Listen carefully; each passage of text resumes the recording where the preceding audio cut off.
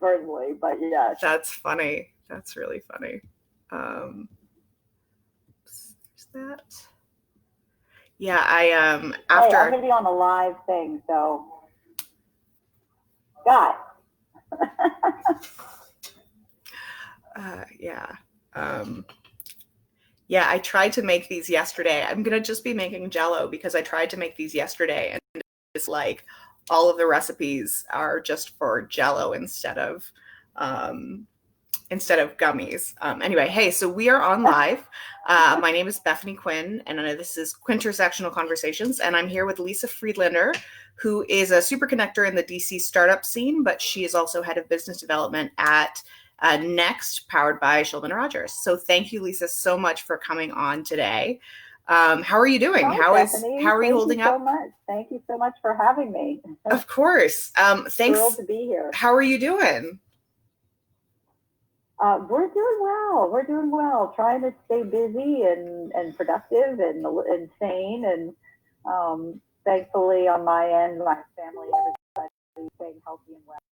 So that's obviously important. I hope same with you. I hope your family is healthy and well. They are. It's tough not to see each other for so long. My nephew is 10 months old, so really cute and changing a lot every day. But anyway, it is what it is.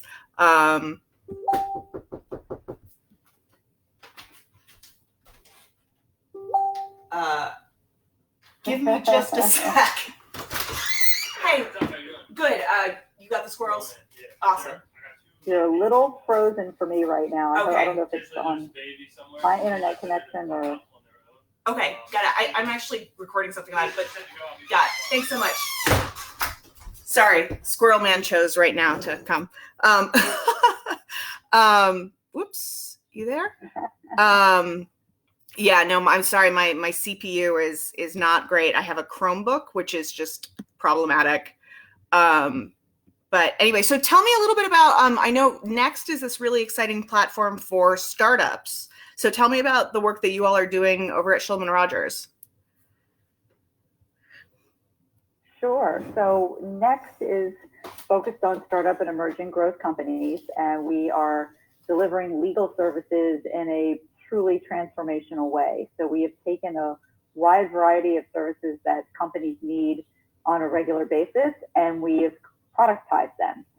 We believe that companies need, at all points in time, but especially when they're young and starting out and growing, as much predictability and as much reasonableness in legal fees as they possibly can. So what we've done is we have taken needs such as, onboarding an employee or getting a trademark done or raising a seed financing round. And we have eliminated the billable hour, and we deliver everything through 60 packages by senior business attorneys that many of us have been entrepreneurs ourselves. Many of us are investors. So we've sort of seen it on every different angle. And then we use technology to make the whole relationship, attorney-client relationship, more transparent and efficient. So for example, we use a Slack-like channel so that our clients can communicate freely and openly with us without leaving 100 emails and 100 voicemails. So we're really proud of all that we've accomplished in the last year since we've launched, and still very much in startup mode ourselves. Yeah, totally. Well, you guys do great work, and thank you so much for that. I can personally attest to how important it is to have, predictable legal fees. Yeah, no, me too. When I was running, my company, and I'm a lawyer by trade, so, I could do a lot of the work myself, which is great. Not every founder has that ability, but there were certainly things that I couldn't do. So I experienced firsthand being on the receiving end of an unexpected legal bill. Yeah. And when you're scraping every penny, that's your marketing budget for the next month, or that means, you can't do other things. So we see ourselves as partners with our clients and really want to serve their needs and their growth as much as we possibly can. Very cool. But more importantly, what are you cooking? By the way, I forgot to mention, so I'm making Jello. Yesterday I was going to try to make gummies, and I tried to. I put the drops in the molds, the gummy bear molds and everything. and quickly realized that I didn't have a functional recipes. So I still need to get some other ingredients for what I was trying to make, but I'm going to be making infused Jello right now. So nice. yeah, Okay. so that's what I'm going to be attempting to do. But tell me about, so how did you get where you are? Like, how did you end up working at Shulman Rogers? Sorry, you broke up a little Sorry, bit. how did you get where you are? Like, how did you get to be at Shulman Rogers doing the work you do? Sure. Well, as I mentioned, I was an attorney by trade. I practiced telecommunications and corporate law for 15 or so years in my earlier days, and I had 3 children somewhere along the way, and kind of woke up in and around my 40th birthday, sort of that milestone, and just really didn't love what I was doing anymore. So I decided to become an entrepreneur and started a company with a good friend of mine called Activity Rocket, which is an aggregated marketplace for kids after-school activities, summer camp, sports, private lessons, all things along those lines. Think of it like an Expedia for kids' activities and camp. Awesome. So so I had an amazing entrepreneur journey with an amazing co-founder. We sold the company at the end of 2017 to a West Coast ed tech company called Thrively. We worked for them on the integration for about a year. And then I saw an announcement about the next program over at Shulman. I knew some of the attorneys there and knew the gentleman who was spearheading the effort, Anthony Millen, who's a serial entrepreneur and venture capital partner as well. And it just really resonated with me for all the reasons that we kind of, just mentioned. Nice. We participated in one of the big law startup programs that we received a discount. But when you're receiving a discount off of a $1,500 hourly rate, it doesn't really, all that helpful. Absolutely. So the whole concept of Next really resonated with me. And I actually reached out to Anthony and a couple of the partners at Shulman Rogers. And, being an attorney, as I mentioned, I understand how hard it is to grow a practice and do business development at the same time that you're actually practicing the law. So it was actually my idea to come on board and help, grow this practice division. And that was about a year and a half ago at this point, which has gone by incredibly fast. Oh, that's very cool. That's that I did not know that about you. That's very cool. Awesome. Yeah, so do you have any success stories that you're particularly proud of that you can talk about with Next? With that? Yeah. Oh, yeah. No, absolutely. So we've been running the operation very much like a startup. So when I first came, Anthony had been running the program sort of in stealth mode with a handful of clients, a handful of packages, kind of our minimum viable product, and testing the marketplace and making sure we had product market fit, and very much running it as a business. And by the time I got there, it was the traction was already sort of well underway, and Anthony just wanted to sort of really start expanding and making it more known and more branded and really grow. So we spent the first couple of months on the products themselves. We now have nearly 80 fixed fee packages and bundles of packages. So really, virtually anything that a company would need on a day-to-day basis, we now have covered in a package. We've grown our marketing and our partnerships pretty handily. We have partners such as NASDAQ and Carta and Insperity and Amazon Web Services. There's some pretty big brands, but we also have some great local service providers that also believe in their similar approach to service and startup companies. We call it our marketplace. So the idea is that, companies, it's not just legal that they need, right? And they hit certain milestones as they grow. There's lots of other services that they need: banking, accounting, insurance, HR, payroll. So when you're running 1 million miles a minute, it's often hard to find the right partners that fit your needs. So we have taken the time to create a platform where our clients can have access, ready access to all of these other companies, and hopefully make it more efficient and save time and money and energy trying to find the right partners in all of these other service areas too. So we're super proud about that, and we have, I think, about 100 clients now on the platform. Very cool. Yeah, that's great. It's been really growing. We've taken a lot of time in the last 2 months since the COVID-19 crisis has hit, and really reached out to all of our clients and offered our help however we can, not just by selling legal services, but standing by and offering our time and our expertise off the clock to help them get through this. We have developed a series of what we're calling crisis mitigation packages around the SBA loans, for example, the PPPs and the EIDL, and helping companies navigate those resources. Understanding what it means if you're doing a financing and you may need to do a down round, and that's not something that you necessarily should be fearful of. In reviewing insurances to see if your current insurance policy will cover any other additional losses. So I've been really proud of not just Next, but the entire Shulman Rogers team. We have an amazing COVID-19 resource center on the website, and all of our attorneys have participated in webinars and interviews and written articles, and, again, just really trying to be out in the community as much as possible, lending a hand wherever possible.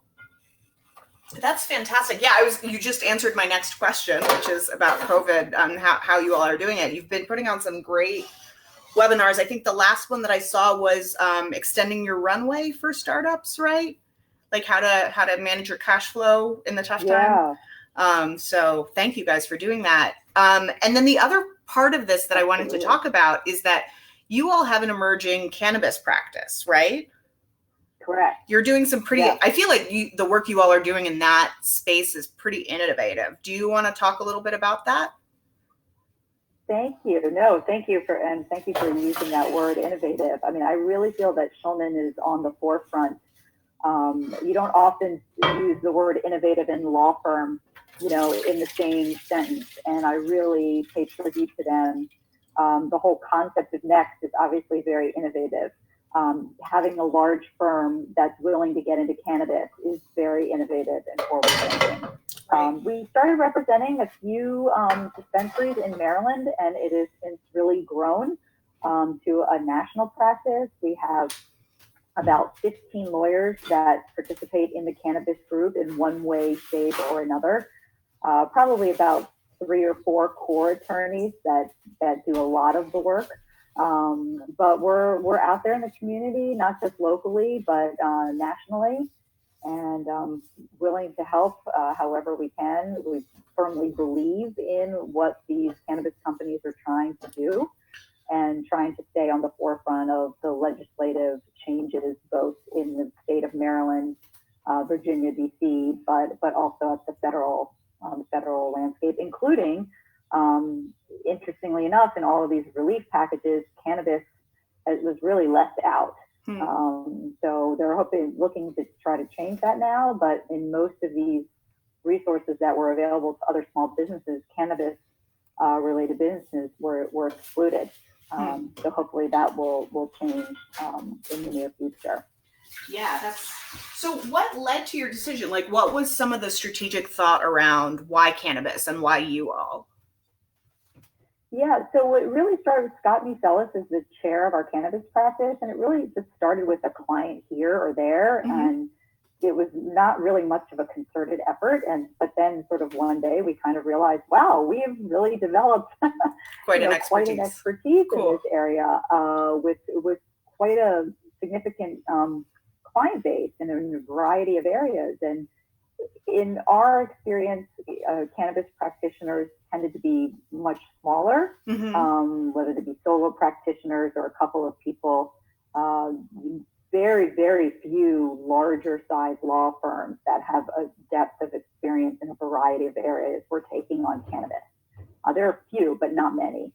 So we felt that we were uniquely situated to be able to offer a cannabis client representation across the different areas of legal needs. Yeah. All cannabis companies are still companies, right? So they still have their basic needs. They just have it infused with this complexity that they're related to the cannabis industry. So, employment law takes on a whole new field to it. Real estate and leases takes on a whole new field to it. So there's all these different nuances that we're able to take advantage of because we have such deep expertise in these areas already. Very cool. So, and when you say like a new feel, like what would be some examples of how that complicates things? Sorry, say that again? So, you use the term, it takes on a new feel. What would be some examples of like how that changes things? Right. Sure. So, for example, I'm a dispensary. I have my employees. I'm obviously subject to all the typical employment regulations. Right. But what if my employee has a medical marijuana card, or is, part of some other, usage of marijuana that is legal? How does that impact the workplace? Got it. Maybe they're making deliveries. So it's like, how do all of these new aspects of, now that marijuana is becoming legal, either for medical or recreational, how does that then feed over into the workplace as a company? Yeah, very cool. And then I feel like DC is probably, I mean, you all are more or less based in the DC area, right? Our office is in Potomac, Maryland, right off of 270. Yeah. But yes, of course, we service the entire DMV. Yeah, and I feel like the DMV has some of the most interesting laws in this space, particularly DC, where you had the District of Columbia residents passed a ballot measure saying, yes, we want to legalize marijuana. But then, so part of that was immediately implemented, which I believe is giving away marijuana, or like up to a certain amount, I want to say, or growing plants, or seed exchanges, I think. But then the Congress came through and said, no, you're not going to do this. We're not going to allow the government to spend funds implementing this. But what do you want to say a little bit more about sort of how that law has shaken out in DC, Maryland, and Virginia? Yeah, well, I'm not really up to current state on what's going on in DC. I mean, I think it was sort of, again, DC being DC and not being a state, and that is sort of caught in that forever, turnstile of not being able to navigate its own community and constituents, sort of getting caught up on the federal level. But more and more is being done, and more is being pushed. And in my opinion, it's just really a matter of time before I would venture to say that every state will have some form of legal marijuana use, whether it's just medical or both medical and recreational. I think Congress at the federal level, depending upon what happens in the election, certainly if the Democrats become in control, I think you'll see more action on the federal level. I was moving in that direction before all of this happened anyway. So it'll happen. It's working a little bit slower than many of us would like, but it's happening. Yeah, absolutely. And are there any laws or regulations or anything that you all are particularly paying attention to? Bills, I should say. Particularly in Maryland, sort of all the licensing stuff. We have clients that are existing licensees. We have clients that want to participate. Some of the set asides in terms of being aware of the diversity of license holders, and then this social equity component to it of using the ability of the new licenses to really try to rectify or remedy some of the social inequities that have come from the criminal prosecution of marijuana. Very cool. That's fantastic. And are there any sites or resources that you would recommend if people care about this, that they check out? I mean, maybe your website?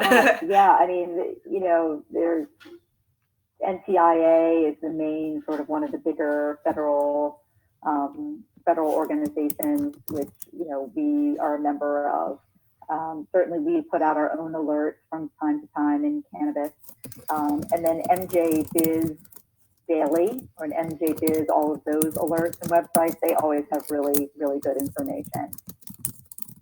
Great. I will include those recommendations in the comments of this as well. Yeah. And how's your Jello coming along? It's coming. It's in a pan.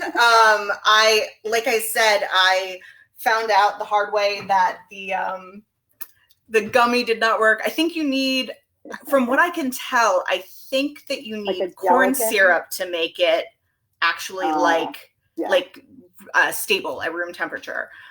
Because most of the homemade gummy recipes that I saw were just using Jello, maybe a little bit more gelatin, but anyway. Last I made Jello was I was really good at Jello shots. Everybody asked me to. That, you know what? I have to say, you are awesome, and that does not surprise me. I could totally see you making Jello shots. That's awesome. So I don't know, anything else that I know that you are a high-powered attorney and your time is valuable. So is there anything else you want to chat about or plug while we're here? Oh gosh, well, I would hardly say high-powered. Another thing, that I'm involved in, I would love to get people more involved in or know about is Citrine Angels. Thank you. I forgot that was a new female investment group here in the DC metro area with the women investing in women. CitrineAngels.com. We launched in September. We have already invested in a handful of companies. We just had our April meeting, our virtual pitch session. We have women that have never been angel investors before. We have other women that have invested, over the last decade or more. So it is come one, come all. If you have any interest at all in being an angel investor or in learning how that angel investing could very much be part of your sort of financial diversification, it was something that I never even thought that I could be doing. I thought, it's only for the rich and famous. But no, not necessarily. There are ways to make it work for a variety of financial backgrounds. And when I spent so much time sort of pitching for Activity Rocket way back when, it's very unusual if there was a woman on the other side of the table. So it was something that was really important to me. I'm super proud to be a part of. The women are really dynamic, smart, community-minded, community-driven. We, matter of fact, through Kim Casey's Luna Startup Labs, you may be familiar with, she is spearheading a women entrepreneurship micro grant fund. And I'll have to look, I can send you the website information for that. That would be fantastic. But supporting female founders in our area during this crisis with micro grants. And Citrine Angels is proud to be partnering with her on that. So yeah, it's a great organization. Love to have as many women interested in joining as a member. And of course, if you're a founder, check it out and feel free to apply and feel free to ask me any questions. Yeah, thank you. So do you have any, so have you invested in anything and anything you're particularly excited about? Any particular companies, I should say, that you're excited about? Yeah, there were a couple of companies one in particular I was about to cut a check for, like that was going to be my very first investment. Mm-hmm. And a deal that the founder was working on fell through. Oh, that's too bad. Which it prompted her to take back sort of the investment. Like the timing just was off because it was all contingent on this one thing happening. I've gone to due diligence on a couple of others, but haven't written the next check yet or gotten that out. But I'm excited to do it. There's been some incredible companies led by some amazing women really doing incredible things. So I'm excited for our next round of pitches coming up this summer. Okay, awesome. Yeah, so I will include that in the, if there's any information you want to send, I'll post it on our chat and in the group. Thank you. Yeah, thank you for the leadership you've been the lead that you have been taking on Citrine Angels, because it's a really fantastic group, and you guys are doing awesome work. Anything else that you want to chat about before we sign off? Can I let you You go? are too, Bethany. I really appreciate. I was just going to say I really appreciate all of your efforts and what you've been doing. And since the moment that we've met, you've been so integrated into our ecosystem and trying at every turn to really be helpful to people in a variety of ways. So my hats off to you, and I'm honored to be talking to you today, and Oh, that's sweet. honored to call you my friend. So thanks for Yeah, having me. definitely. Well, thank you so much. Don't be a stranger. And I'll talk to you soon. Sounds good. All right. Then if the Jello doesn't work, turn into Jello shots. Definitely, I will. All right. Thanks. Bye, Lisa. Take care. Be well. You too. Bye bye.